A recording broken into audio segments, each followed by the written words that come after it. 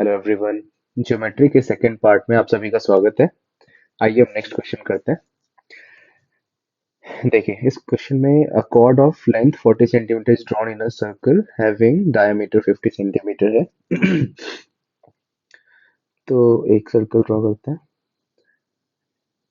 अब इसमें एक कॉर्ड दे रखा है जो कि 40 सेंटीमीटर का है, ठीक है। और डायमीटर इसका है 50 सेंटीमीटर का, मतलब कि रेडियस कितना हो जाएगा? 25 सेंटीमीटर। और आपको पता है कि सेंटर से अगर हम किसी भी कॉर्ड पे एक स्ट्रेट लाइन खींचते हैं तो वो परपेंडिकुलर हो जाता है और इसको बाइसेक्ट करता है, ठीक है। तो जो कॉर्ड है, कॉर्ड का लेंथ कितना है? 40 सेंटीमीटर है टोटल, है ना। तो बाइसेक्ट कर देगा तो ये छोटा सा ये वाला पार्ट कितना हो जाएगा? 20 हो जाएगा, ठीक है। और आपको पता है ट्रिपलेट्स, है ना, 3, 4 और 5 होते हैं, पाइथागोरियन ट्रिपलेट कहते हैं। तो अब इसमें क्या है ना कि ये 3, 4, 5 वाला ट्रिपलेट यहाँ पे यूज हुआ है। ये जो हमारा हाइपोटेनस है वो क्या हुआ है? 5 का इंटू 5 है ना। तो सब में 5 इंटू कर देंगे हम, तो ये 25 हो गया, ये 20 हो गया और ये 15 हो जाएगा। मतलब जो बेस है ये 20 हो गया, हाइपोटेनस 25 हो गया, तो हाइट कितना हो जाएगा? हाइट हो जाएगा हमारा 15, ठीक है। इसी तरीके से अब नेक्स्ट क्या बोल रहा है कि what is the minimum distance of other parallel chord of length 30 centimetre in the same circle from 40 centimetre long chord, है ना। अब जो है एक और कॉर्ड है जो कि हमारा 30 सेंटीमीटर का है ना। तो देखिए अब सबसे पहले यहाँ पे एक छोटी सी डाउट कुछ लोगों को होगा कि अब जो नेक्स्ट कॉर्ड है वो हम इसके ऊपर बनाएंगे या इसके नीचे, ये वाला जो हमारा कॉर्ड बना हुआ है पहले से, है ना। क्योंकि इसका लेंथ 30 सेंटीमीटर है और ये 40 से कम है, तो जब हम नीचे की ओर बढ़ेंगे तो हमारा कॉर्ड का लेंथ घट रहा होता है सेंटर से, है ना। तो हम कौन सा लेंगे? नीचे वाला लेंगे। तो ये वाला जो कॉर्ड है हमारा, इसका लेंथ कितना है हमारा दिया हुआ? 30 सेंटीमीटर। ऐसे ही ये 30 सेंटीमीटर है। अब अगर हम सेंटर से इस वाले कॉर्ड पे ऐसे परपेंडिकुलर खींचते हैं, ठीक है, परपेंडिकुलर होगा सेंटर से, अगर कॉर्ड पे लाइन जाती है और इसको भी बाइसेक्ट करेगा तो ये कितना हो जाएगा? हाफ उसका 15 सेंटीमीटर, ठीक है। और इसका रेडियस आपको पता है, रेडियस हमारा कितना हो जाएगा? 25 सेंटीमीटर। तो अभी हमने देखा था कि एक 15 है, दूसरा 25 है, तो थर्ड साइड क्या हो जाएगा? 20 हो जाएगा। मतलब कि ये यहाँ से लेकर के यहाँ तक ये वाला कितना हो जाएगा? लेंथ 20 सेंटीमीटर हो जाएगा। और हमने पहले देखा था ये वाला लेंथ यहाँ से यहाँ तक ये कितना था? 15 सेंटीमीटर था, है ना। तो हमारा पहला कॉर्ड और जो दूसरा कॉर्ड है, इन दोनों में लेंथ का डिफरेंस, मतलब जो हाइट है सेंटर से कितना दूर हो जाएगा? तो पहला सेंटर से हमारा ये था कितना? 15 सेंटीमीटर, और दूसरा है यहाँ से लेकर के यहाँ कितना? 25 सेंटीमीटर, है ना। 25 ही है ना? नहीं, सॉरी, दूसरा है हमारा 20 सेंटीमीटर, है ना। क्योंकि हमारा ये वाला लेंथ हो गया था बेस 15, और हमारा जो हाइपोटेनस है वो 25 हो गया था। तो जो हाइट है वो क्या हो जाएगा? 20 सेंटीमीटर। तो हमारा ये डिफरेंस कितना आ गया? 20 minus 15, that is 5 centimetre. I hope ये आपका क्लियर हो गया होगा क्वेश्चन, कुछ खास नहीं था। आइए नेक्स्ट क्वेश्चन देखते हैं। इसमें बोल रहा है एक ट्राइंगल है एबीसी, एक ट्राइंगल खींच देते हैं एबीसी, ओके, जिसमें A B is equal to B C है, ए बी सी, जिसमें ए बी और बी सी इक्वल है, ठीक है। P Q R the mid points of the side A B B C और ए सी, है ना। इसमें पी क्यू आर जो है ना मिड पॉइंट्स है, जैसे पी क्यू और आर, ये मिड पॉइंट्स है। तो इसमें बोल रहा है इफ पी आर, ये क्या दे रखा है? 5 सेंटीमीटर। तो लेंथ ऑफ क्यू आर पूछ रहा है, लेंथ ऑफ क्यू आर, ये वाला लेंथ पूछ रहा है हमसे, है ना। ठीक है, ये वाला लेंथ पूछ रहा है हमसे। तो आपने मिड पॉइंट थ्योरम पढ़ा होगा, मैं एक बार आपको रिवीजन करवा देता हूँ। अगर एक ट्राइंगल दे रखा है हमारे पास, है ना, और अगर इसका, ये अगर दो साइड का ये मिड पॉइंट है और अगर हम इसको ज्वाइन करते हैं, तो मिड पॉइंट थ्योरम के हिसाब से इसको अगर हम ज्वाइन करते हैं तो मिड पॉइंट थ्योरम क्या कहता है कि अगर आप दो साइड के सॉरी, अगर आप दो साइड के मिड पॉइंट को अगर आप ज्वाइन करते हैं तो वो थर्ड साइड का पैरेलल हो जाता है, ठीक है। और जो लेंथ होता है अगर ये 1 यूनिट है तो ये ट्वाइस हो जाता है ना, क्योंकि ये 1 और 1 होता है। तो आपने ये थेल्स थ्योरम में भी देखा होगा, है ना, थेल्स थ्योरम का ही एक वर्जन है ये मिड पॉइंट थ्योरम। तो इसमें हम देखेंगे, जो पी आर का लेंथ है वो 5 सेंटीमीटर है, तो बी सी का लेंथ कितना हो जाएगा, ट्वाइस हो जाएगा, 10 सेंटीमीटर हो जाएगा। ठीक है। और इसके बाद आपको पता है कि क्योंकि आर और क्यू भी मिड पॉइंट है ना, आर और क्यू, और हमने मिड पॉइंट को ऐड जोड़ा है। ठीक है। और आप ये देख रहे हैं कि इसमें क्या बोला है, ए बी का जो लेंथ है ना, ए बी का जो लेंथ है वो बी सी के इक्वल था। मतलब बी सी तो हमारा 10 आ गया, तो अब ए बी का भी लेंथ कितना हो गया, 10 सेंटीमीटर हो गया। ठीक है। और हम जानते हैं कि आर और क्यू भी क्या है, मिड पॉइंट है। जब हम इसको कनेक्ट करेंगे तो ये इसके पैरेलल हो चुका है, तो इसमें भी हम मिड पॉइंट थ्योरम लगाएंगे। अगर हमारा ए बी का लेंथ 10 सेंटीमीटर हो गया, तो आर क्यू का लेंथ कितना हो जाएगा हमारा, 10 का हाफ हो जाएगा ना, दैट इज 5 सेंटीमीटर। काफी सिंपल है, इसमें कुछ खास नहीं है। ऑप्शन ए हो जाएगा इसका आंसर। आइए नेक्स्ट क्वेश्चन देखते हैं। देखिए इसमें कह रहा है, two circles touch each other externally at P, A B is a direct common tangent to the two circle, A and B are point of contact. पहले तो दो सर्कल बनाते हैं। ठीक है, जो कि एक दूसरे को टच कर रहा है। ठीक है। और इसमें बोल रहा है कि A B is a direct common tangent है। ए बी जो है ना, इसका एक टेंजेंट है जो कि दोनों को टच करेगा, है ना। ये कुछ, एक मिनट, ये कुछ ऐसा होगा, ए बी है ना, A B is a direct common tangent. और बोल रहा है कि पी ए बी, पी हमारा जो पॉइंट है वो पॉइंट ऑफ टच है दोनों सर्कल का। ठीक है। और ये कुछ इसके साथ कंबाइन करके एक ट्राइंगल बन रहा है। हम्म। तो इसमें बोल रहा है कि पी ए बी 40 दे रखा है, पी ए बी। तो मेजर पूछ रहा है ए बी पी का, हमारा ए बी पी ये वाला एंगल पूछ रहा है ना।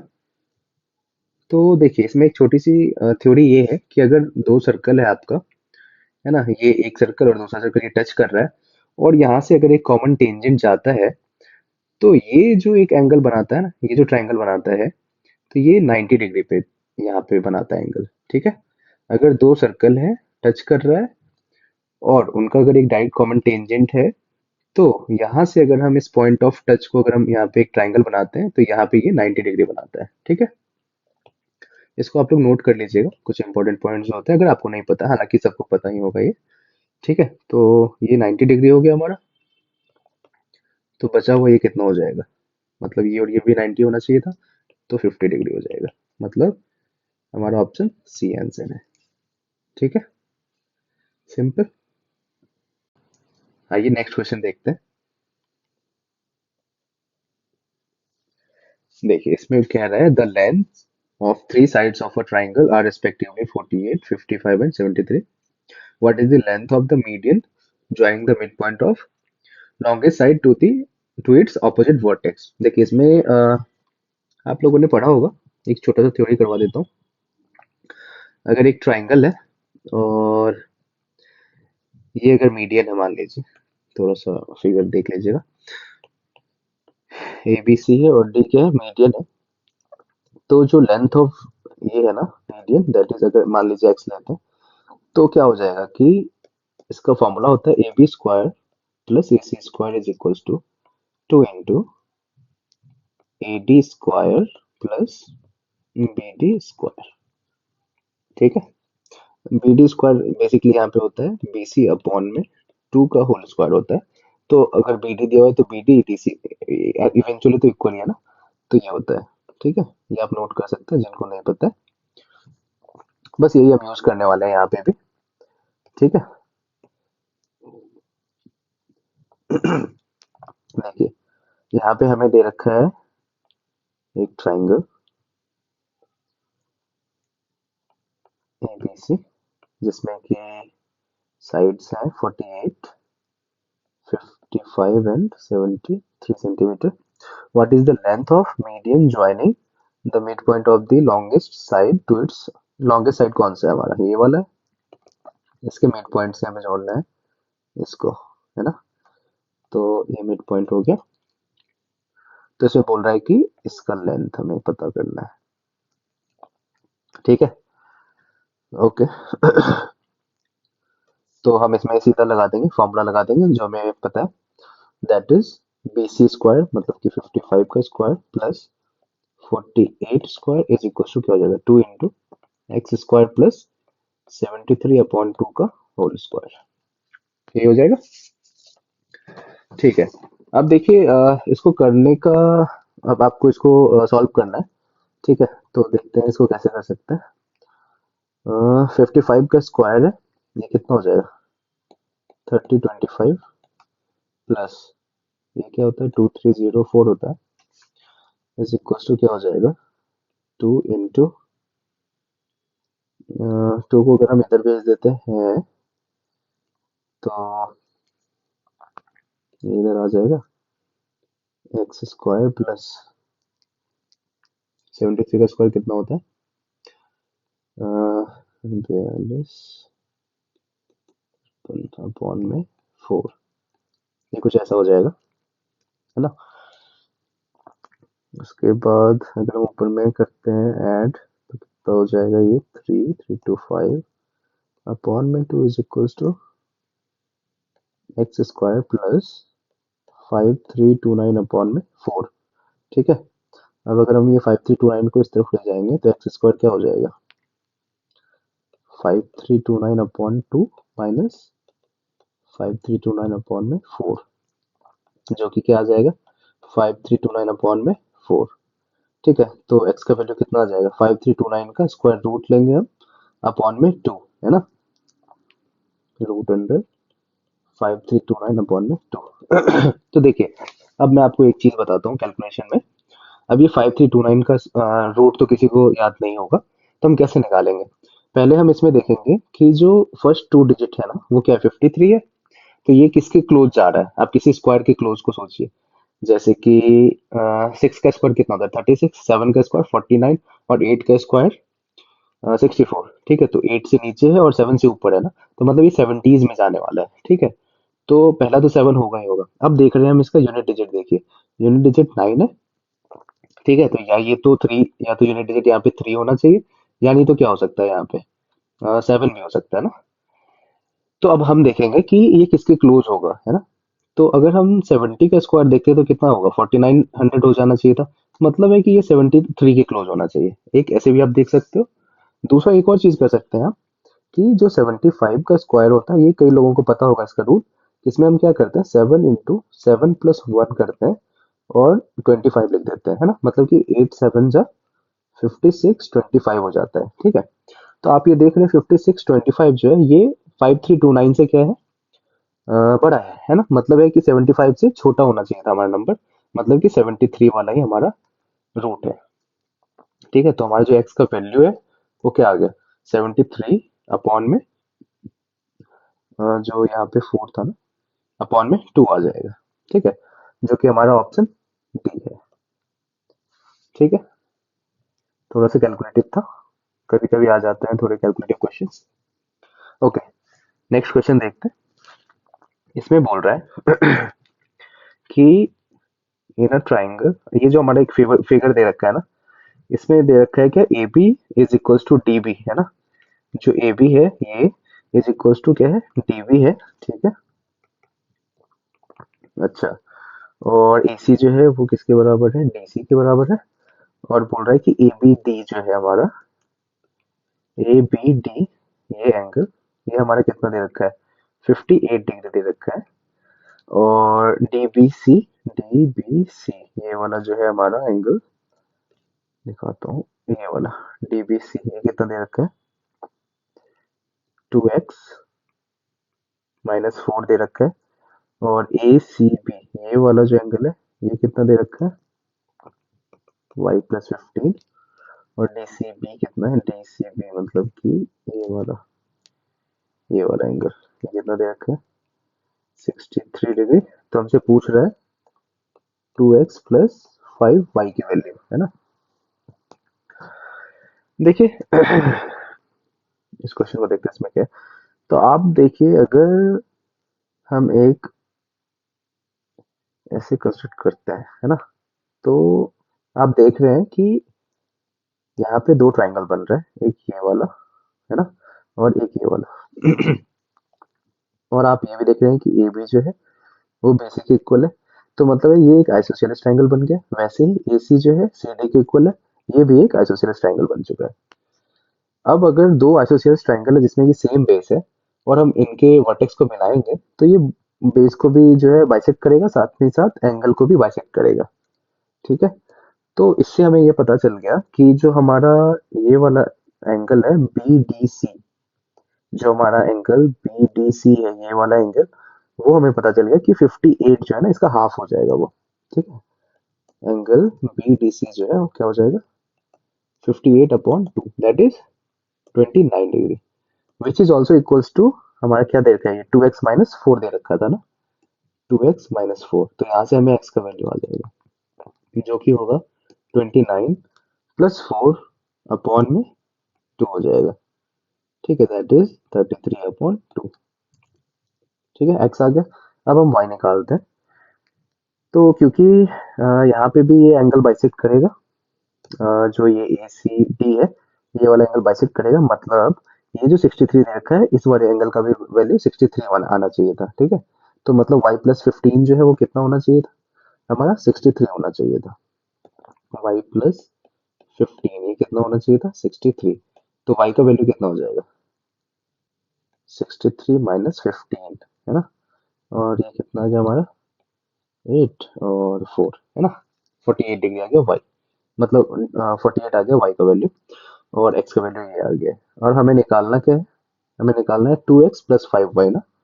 तो अगर हम 2x देखते हैं तो 2 इंटू एक्स का वैल्यू कितना है, 33/2 प्लस 5 इंटू वाई कितना है, 48। तो ये 2 से 2 कट गया, 33 प्लस 48 इंटू 5 करना है, 24। तो ये कितना हो जाएगा, 273, जो कि हमारा ऑप्शन बी है। ठीक है, कुछ खास नहीं था, सिंपल ही था ये। आइए नेक्स्ट क्वेश्चन हम देखते हैं। ओके, इस क्वेश्चन में बोल रहा है in the given figure a square ABCD is inscribed. इसमें एक स्क्वायर ये गिवन है हमारे पास। ठीक है। ये जो आप देख रहे हैं ABCD, ये वाला जो ये एक स्क्वायर है। ठीक है। और AB का जो लेंथ है वो ये 16 सेंटीमीटर दे रखा है हमें पास, 16 दे रखा है।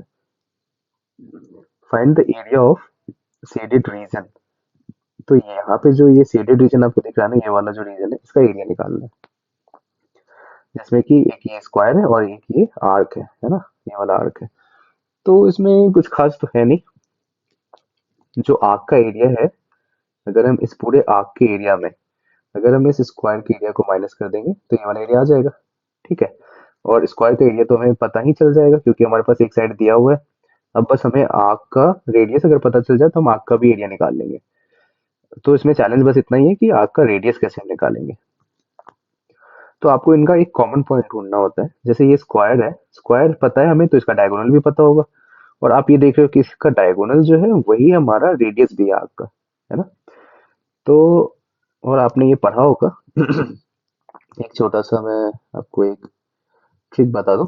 जैसे एक स्क्वायर है हमारा ये, ठीक है। अरे स्क्वायर बन नहीं रहा, एक स्क्वायर है अगर ये, ठीक है। और मान लीजिए थोड़ा सा, और इसका लेंथ अगर a है ना, तो स्क्वायर का लेंथ चारों तरफ a हो जाएगा। अगर इसका हम ना डायगोनल पूछ रहा है तो कुछ नहीं होता है वो, √2a होता है। ठीक है, आप ये पाइथागोरन लगा करके भी देख सकते हैं। क्या a² + a² है ना, इज इक्वल टू क्या होता है, d² डायगोनल, सॉरी। तो यहाँ पे d कितना आ जाएगा हमारा, 2a² का अंडर रूट, है ना। तो क्या हो जाता है, √2a। ठीक है, तो ये हम सीधा सीधा आप याद कर सकते हैं। ये साइड अगर है तो डायगोनल का लेंथ क्या हो जाता है, 2a हो जाता है, √2a। ठीक है। तो आपने देखा है कि यहाँ पे जो साइड है हमारा वो कितना है, 16 सेंटीमीटर है ये भी। तो इसका जो डायगोनल है वो क्या हो जाएगा, अगर हम इसका ये डायगोनल खींच देते हैं तो ये हो जाएगा 16 √2। ठीक है। अब हमारा ये रेडियस आ गया। अब हम आर्क का एरिया लिख सकते हैं। आर्क का एरिया क्या होता है? आर्क का एरिया हो जाता है, जो सर्कल है पाई आर स्क्वायर अपॉन में 4 कर देंगे, है ना, क्योंकि एक पूरा सर्कल है और ये हमारा ये वाला आर्क है ना। तो हमारा फिगर बस इतना सा ही बोल रहा है आर्क, जो कि क्या होता है, एक सर्कल का 1/4 होता है एरिया। ठीक है। तो एरिया ऑफ सर्कल क्या है? पाई इंटू आर स्क्वायर है। तो आर हमारा कितना है? 16√2 है ना। 16√2 का स्क्वायर अपॉन में 4 माइनस ए कितना है? 16 दैट का स्क्वायर। अब देखिए इसका कैलकुलेशन करना भी आप थोड़ा बहुत देख लीजिए कैसे आप स्मार्टली कर सकते हैं। पहले तो आप कॉमन निकाल लीजिए। देखिए अब यहाँ पे भी 16 स्क्वायर है और यहाँ पे भी 16 का स्क्वायर आएगा, तो हम क्या 16 स्क्वायर कॉमन ले सकते हैं? बिल्कुल ले सकते हैं। ठीक है, तो हमारा बचेगा क्या इधर? पाई दैट इज 22/7 इंटू में यहाँ पे √2 भी तो बच रहा था, तो वो हमारा बन जाएगा 2 अपॉन में 4 बच रहा है और माइनस 1 बच रहा है। ठीक है। अब 2 से हम इसको काटेंगे और 2 से इसको भी काट देंगे तो 11 आ जाएगा। तो यहाँ पे क्या है? 11/7 माइनस 1 आ जाएगा, that is 16 square into 11/7 minus 1 कितना हो जाएगा? 4/7। तो ये हमारे कितना आ गया? 16 का स्क्वायर इंटू 4/7। तो दैट इज इक्वल टू 2 102/7, है ना। तो ये कितना आ जाएगा? 7/7 32 है, 7 का 28 और 7 के 42.2। ये कुछ 146.2 आ रहा है। हमने कहीं कुछ गलत कर दिया क्या?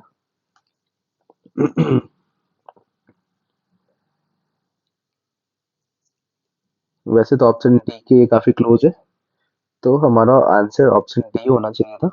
हो सकता है इन्होंने जो, हाँ, ये देखिए हमने ये गलती किया था। यहाँ पे पाई का जो वैल्यू उसने बोला 3.14 लेने के लिए और हमने 22/7 ले लिया है ना। तो बस इसलिए ये थोड़ा सा फर्क आ गया आंसर में, अदरवाइज सेम ही आ जाएगा, ऑप्शन डी आ जाएगा। ठीक है। आइए नेक्स्ट क्वेश्चन देखते हैं।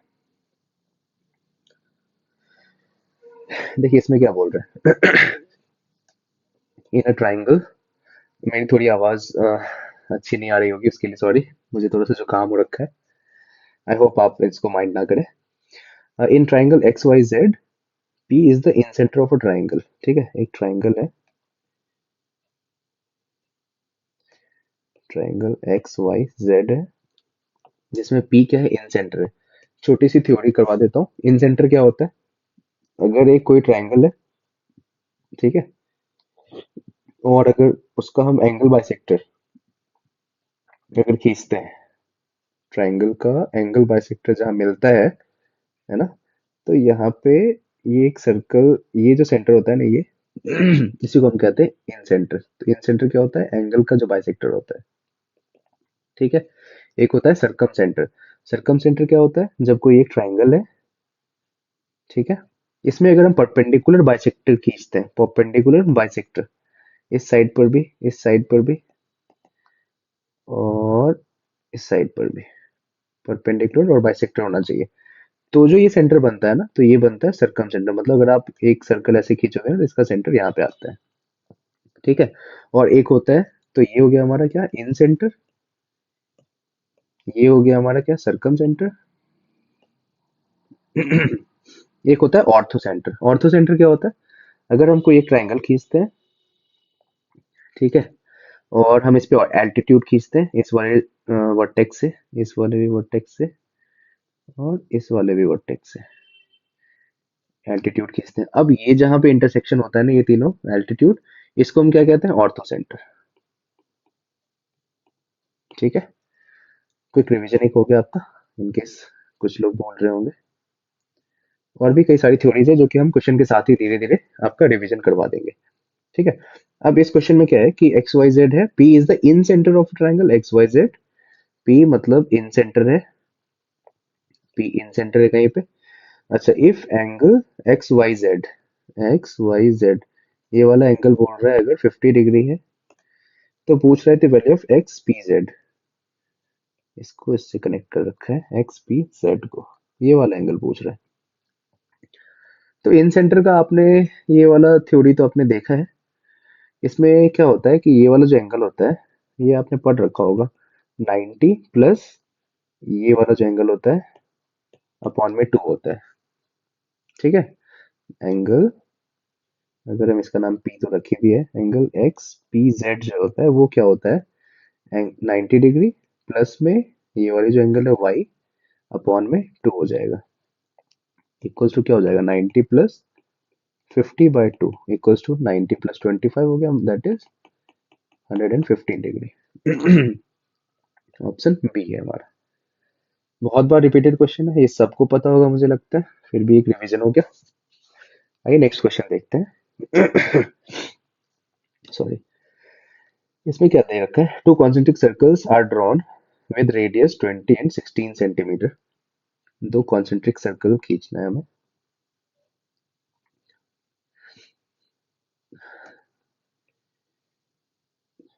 ये हो गया हमारा दो कॉन्सेंट्रिक सर्कल, ठीक है, जिसमें कि एक का रेडियस 20 सेंटीमीटर और दूसरे का 16 है, ठीक है। अब देखिए, what will be the length of the chord of the larger circle which is tangent to the smaller circle। एक इस कॉर्ड का लेंथ पूछ रहा है जो कि छोटे वाले का टेंजेंट है, क्योंकि ये वाला क्या हो गया, छोटे वाले का टेंजेंट हो गया, है ना, और ये बड़े वाले का क्या हो गया, ये कॉर्ड हो गया। इसका बस लेंथ पूछा है, ये भी काफी सिंपल है। ये वाला क्या होता है, अभी मैंने बताया था, अगर हम सेंटर से कोई परपेंडिकुलर एक लाइन खींचते हैं तो टेंजेंट पे क्या हो जाता है, ये परपेंडिकुलर हो जाएगा, और दूसरा क्योंकि ये कॉर्ड भी है बड़े वाले सर्कल का तो इसको बाइसेक्ट करेगा वो, जो ये लाइन है सेंटर से हमने खींचा है ना। तो इसमें रेडियस कितना, रेडियस छोटे वाले का कितना दे रखा है, 16, 16 two with radius 20 and 16 centimetre, छोटे वाले का 16 दे रखा है, और ये वाला जो है ना ये बड़े वाले का रेडियस हो जाएगा जो कि दे रखा है 20। तो हम जानते हैं यहाँ पे सिमिलरली ट्रिपलेट यूज करेंगे हम, 3 4 5 का। इसमें क्या किया गया है कि मल्टीप्लाई 4 से किया गया है ना, क्योंकि 5 4 जा 20 हमारा हाइपोटेन्स दे रखा है, ठीक है, और 4 4 जा 16 जो है दूसरा साइड दे रखा है, तो 4 3 जा 12 क्या हो जाएगा हमारा थर्ड साइड, मतलब ये जो लेंथ है ये हमारा हो जाएगा 12 सेंटीमीटर, है ना। और जो पूरी कॉर्ड की लेंथ होगी वो क्या होगी, वो इसी का ट्वाइस हो जाएगा, दैट इज 24 सेंटीमीटर, है ना, क्योंकि ये जो सेंटर से जो लाइन जाता है कॉर्ड पे वो क्या करता है, कॉर्ड को बाइसेक्ट करता है ना। तो हमारा आंसर हो गया ऑप्शन बी, 24 सेंटीमीटर। आइए नेक्स्ट देखते हैं। इसमें बोल रहा है circle is inscribed in a triangle A B C having side A B इतना बी सी और ए सी दे रखा है, and side A B B C and A C touches circle at, अच्छा ठीक है। तो इसमें बोल रहा है कि सर्कल इंस्क्राइब्ड है एबीसी में, एक तो हम ट्राइंगल बना देते हैं एबीसी, और इसके अंदर एक सर्कल है ना, इंस्क्राइब्ड इन अ ट्राइंगल है, ये लेंथ ए बी और सी हो गया, और ये कहाँ कहाँ टच कर रहा है, side A B B C C touches D E and F पे, डी ई एंड एफ पर टच कर रहा है ये। तो मेजर करना है क्या, ए डी का लेंथ, है ना, हमारा ये वाला लेंथ मेजर करना है ये। तो देखिए इस क्वेश्चन को करने का एक सबसे जो बेस्ट मेथड है वो ये है कि आप ना सारे साइड को डिवाइड कर दीजिए छोटे छोटे लेंथ में।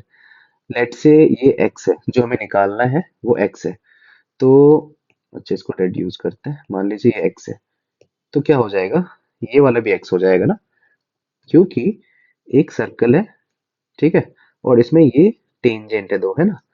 तो आपको पता है कि जो टेंजेंट होता है उनका लेंथ इक्वल होता है, अगर ये वाला एक्स हो जाएगा तो ये भी एक्स हो जाएगा, सिमिलरली इसका जो लेंथ होगा सिमिलरली इसका भी वही लेंथ हो जाएगा, और एफ सी का जो लेंथ होगा वो इसी का लेंथ हो जाएगा, है ना।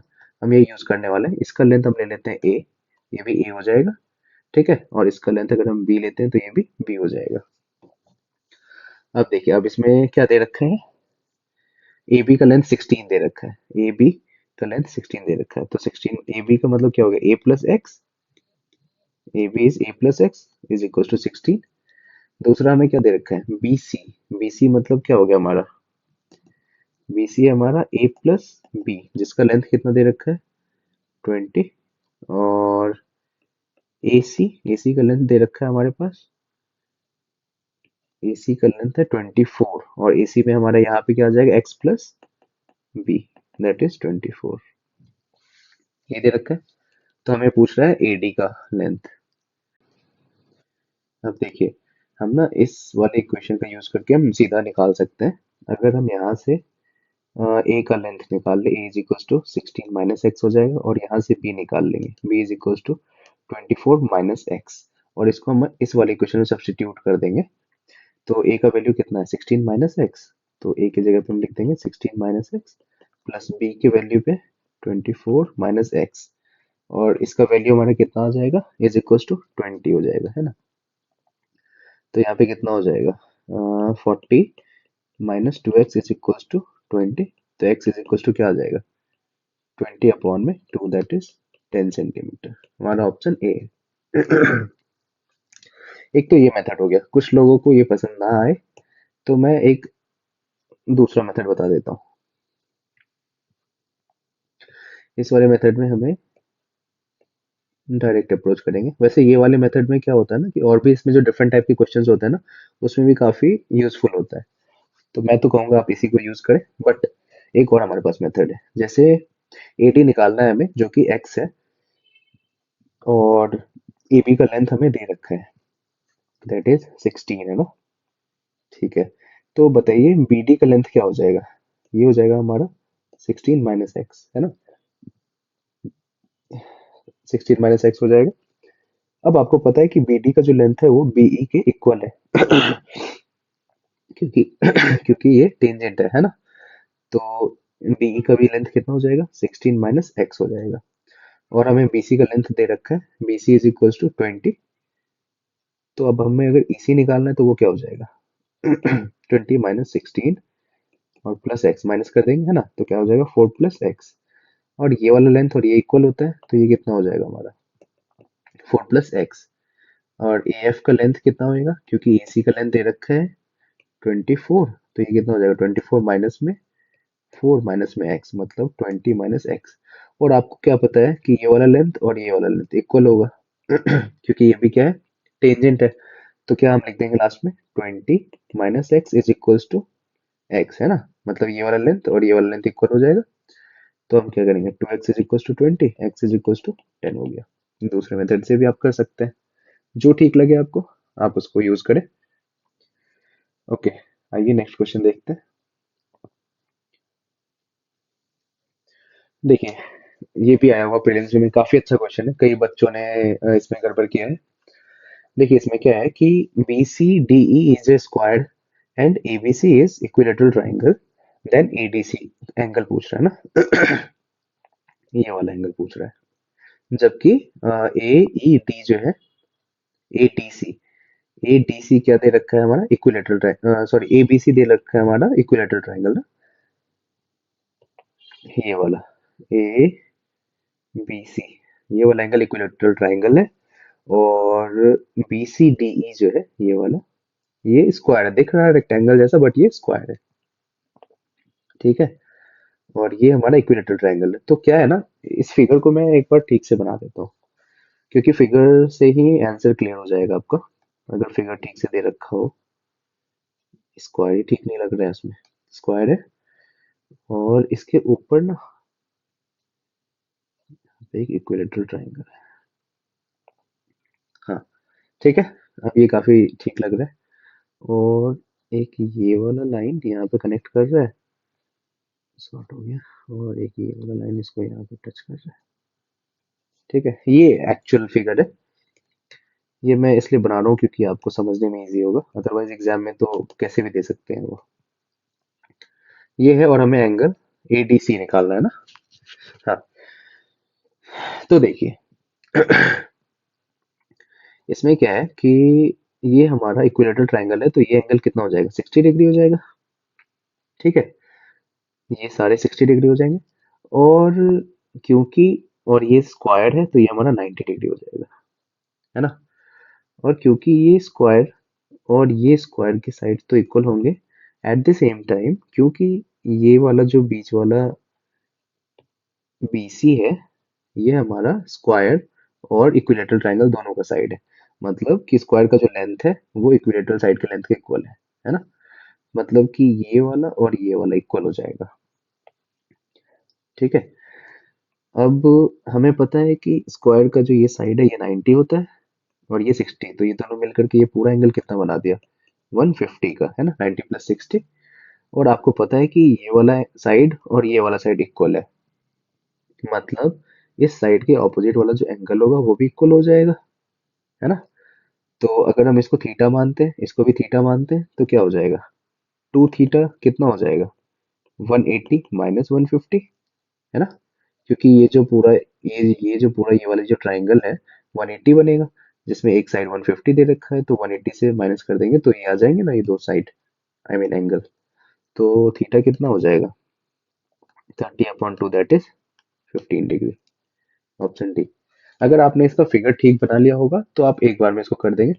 अब इसमें कंफ्यूजन क्या हुआ था बच्चों को, कि ये जो है ना ये रेक्टेंगल टाइप का दिखा था, है ना, फिगर जो हमारे क्वेश्चन में ये रेक्टेंगल टाइप का। और अगर इस टाइप का फिगर आ जाता है तो बच्चों को लगता है कि रेक्टेंगल था, तो ये वाला साइड को कैसे इसके इक्वल कर देंगे, क्योंकि ये वाला इक्विलेटरल ट्रायंगल था, है ना, और ये स्क्वायर होना था।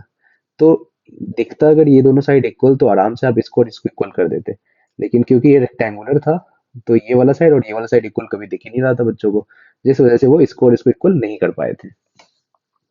तो ज्योमेट्री का क्वेश्चन का हाफ हाफ लाइफ तो उसके फिगर में ही होता है, इवन मैं तो बोलूंगा 90%, बाकी सब इजीली हो जाता है।